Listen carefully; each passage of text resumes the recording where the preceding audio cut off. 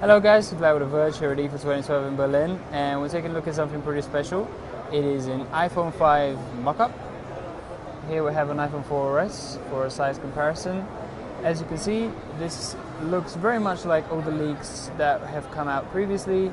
You've got a two-tone back cover here, and flipping it around to the front, you've got what looks to match the 4-inch leaks and rumors that we have heard of the iPhone's display going vertically higher. So this is the original iPhone 4S, and this is how big or how tall the new iPhone display would be, assuming that this mock-up is actually legitimate. We have gotten a hold of this from one of the case manufacturers here at IFA in Berlin, which has chosen to remain nameless in order not to upset a certain company.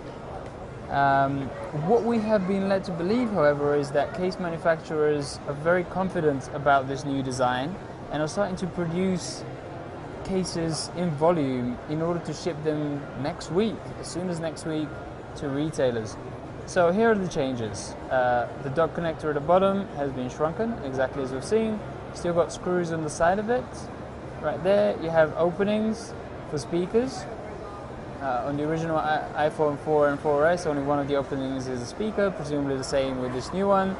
And you have the headphone port, which is usually on the top on the older design, but is now here at the bottom. Flipping this iPhone 5 mock-up to the top, now you only really have a power/lock button, nothing else on the top. Looking at the left side, nothing seems to have really changed. It doesn't have that colored label. We've seen some leaks that do have the colored label.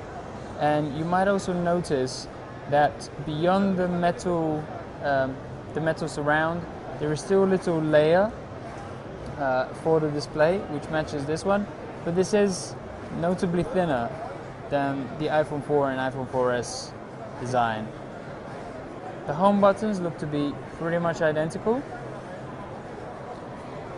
and they operated pretty much the same way.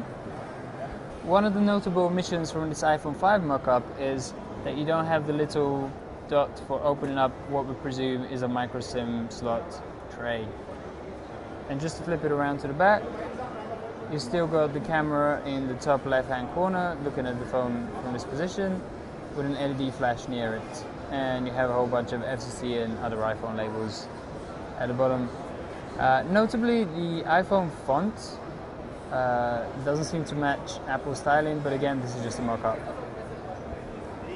And coming around to the front, perhaps the biggest change is the move of the front-facing camera from the side of the earpiece to the top.